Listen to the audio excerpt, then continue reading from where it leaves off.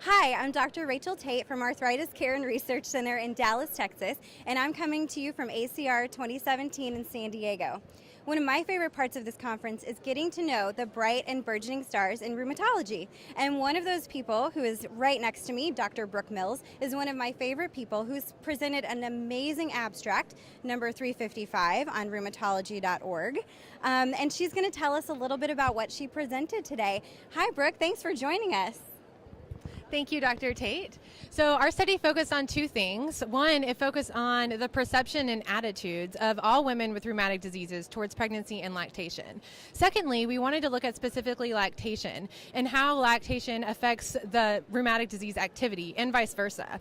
And lastly, we wanted to look at how women who breastfed on DMARDs or biologics did and what their outcomes and their outcomes of their infants were.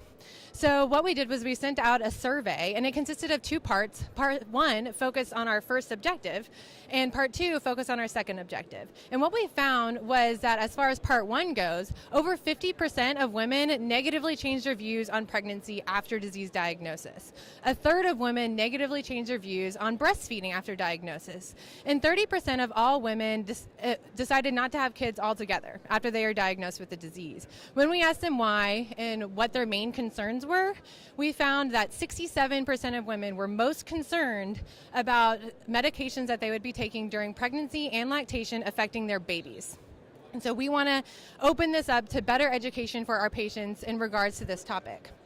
And as far as lactation goes, we found that we were able to survey women before and after disease diagnosis, and we didn't find any difference in the ability to breastfeed or duration of breastfeeding in women before and after disease diagnosis. And lastly, we had 19 women breastfeed 22 babies on a DMARD or a biologic. And we're currently in the process of getting the pediatric records of the children that they breastfed.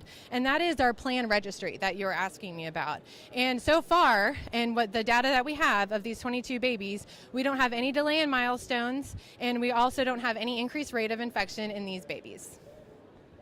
Brooke, thank you so much. I think this shows you that there's a lot of education for all of us to be had in the future, and I really appreciate you coming by the booth and saying hi.